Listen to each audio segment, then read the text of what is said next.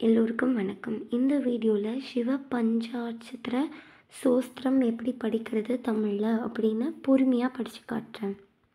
நாகேந்திரஹாராய திரிலோசனாய பஸ்மாங்கராகாய மகேஸ்வராய நித்யாய சுத்தாய திகம்பராய தஸ்மை நகாராய நமः சிவாய மந்தாகினி சலீல சந்தன சச்சிதாய நந்தீஸ்வர பிரமதநாத மகேஸ்வராய மந்தார முக்க பகுபுஷ்ப சுபுஜிதாய தஸ்மை மகாராய நமः சிவாய சிவாய கௌரி வதனாரவிந்த சூர்யாய தக்ஷாரவர நாசகாய தக்ஷாத் வர நாசகார்யாய ஸ்ரீநீலகண்டாய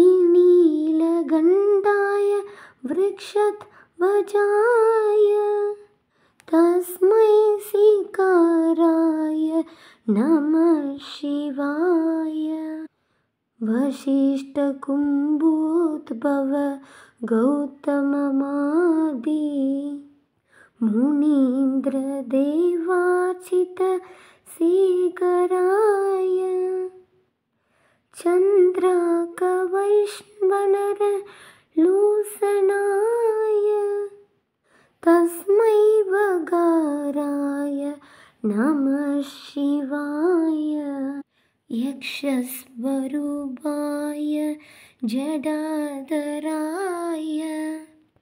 பிநாகஹஸ்தாய சனதனாய திவ்யாய தேவாய திகம்பராய தஸ்மை யகாராய நமः சிவாய பஞ்சாக்ஷரமிதம் புண்ணியம் யக் பட்டே சிவசந்நிதோ சிவலோகமவானோதி சிவேன சகமோததே.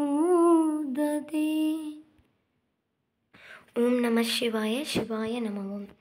ஸோ இதுதான் மாசல் வீணையும் மாலை மதியும் வீச தென்றலும் வீங்கன வெண்ணிலும் மூசு வண்டரை பொய்கையும் போன்றதே ஈசன் என்ற இணையடி நிழலி. ஓம் நம சிவாய.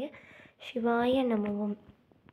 சர்வ மங்கள மாங்கல்யே சிவே சர்வார்த்த சாதிகே சரண்யே த்ர்யம்பகே தேவி நாராயணனே நமஸ்துதே.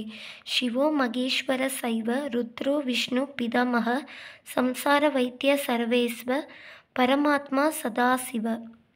ஓம் நம சிவாய. திரிதலம் திரிகுணாகாரம் திருநேத்திரம் ச திரியாயுதம் திருஜன்ம பாப சம்ஹாரம் ஏகபில்வம் சிவார்ப்பணம். ஓம் நம சிவாய. சிவாய நமம். எல்லாருக்குமே எல்லா நல்லதும் நடக்கட்டும். ததாஸ்து. எல்லாம் சிவமயம்.